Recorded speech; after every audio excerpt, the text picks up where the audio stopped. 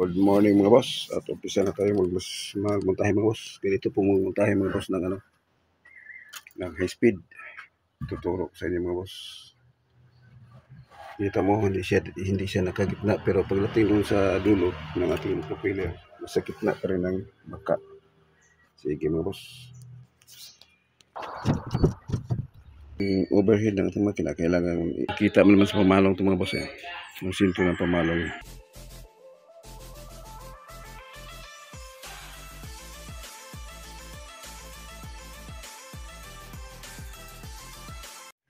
Dito lang mga boss, talian mo siya ng nylon dito, yung malaki, 40.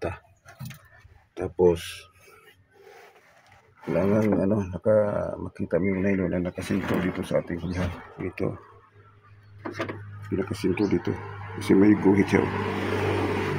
Sinto mo yung nylon mo at tandaan mo yung sinto dun sa dugtungan para makasinto ka. So dito tayo magbukas. Bali ito yung sinto ng ating kasko mga boss. So dito tayo magbutas kasi dito yung nakatama yung pinakasinto dun sa bunya ng ating makina. Yan o. Yan, ito may guhit. Ito yung gitna. Ito yung guhit na bubutasan natin mga boss. Dito lang po mga boss pag high speed. Yung overhead ng ating makina, kailangan makapasok yung daliri man yan. Tapos pag sumayad yung ilalim sa baringga, bawasan mo lang ng konti. Tapos yung ano niya, plastada nyo, dito yung gitna. So nakalahis yung makina. Kasi kung i-insakto sa gitna mga boss, magbutas mo tayo dito sa dingding. Makita mo yung parising, yung butasan dito yan. Kaya hindi ka na magbutas, ilihis mo na siya ng konti lang. Pero kailangan tingnan mo yung yung sinto. Ito yung guhit ng sinto, dito yung ating fitting. Pero kailangan pagdating dito sa dulo, nakasinto pa rin yung yung ihi mo sa gitna ng yung kasko. Dito yung propeller. So kailangan nakasinto dito sa ating, nakita mo naman sa pamalong ito mga boss yung sinto ng pamalong.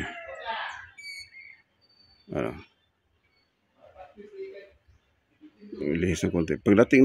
Pag may butas na yung timon, kailangan yung timon nakadiretso dito sa ihi. Diretso sa ihi para ang takbo nito mga boss ay parang matuwid pa rin. Kahit nakalihis yung paglagay natin sa plataforma mga boss. So ganito lang po mga boss. Kasi dati nakalihis yung labas ng ihi, hindi sinisinto. Gumaganyan, tumatakbo mga boss. Parang sawa, parang ahas, tumatakbo. Kailangan iipit mo ng husto yung timon para makatakbo kang matuwid. Pero pag diretso yung ihi mo sa gitna ng bangka, diretso pa rin yung takbo mo mga boss. Sige mga boss, ituloy ko muna to. Shout out muna tayo mga boss. Shout out kay Jipin Borling from Lasisi, Quezon.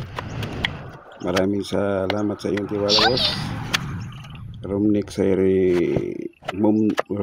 Bunukan from Larina, Siquijor. Kel Burungan from Larina, Siquijor. Itang Palaboy Official from Kingdom of Saudi Arabia. John Fishing TV. Bike and Fishing OFW Adventures. Ka Juni TV. Ka Mike TV. Palito TV. Lunsky Fishing Adventure. At sa lahat po ng ating OFW kung saan man kayo panig sa mundo, mega shout out sa inyo lahat.